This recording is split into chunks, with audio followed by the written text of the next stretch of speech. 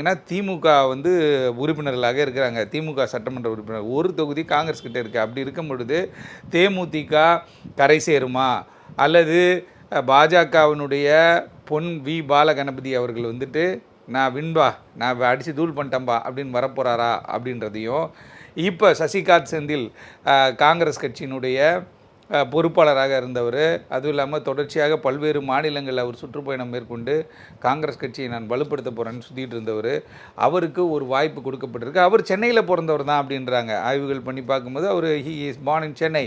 அவங்க அம்மா வந்து ஒரு அரசு ஊழியராக இருந்திருக்காங்க, அவங்க அப்பாவும் வந்து ஒரு அரசு ஊழியராக இருந்திருக்காரு.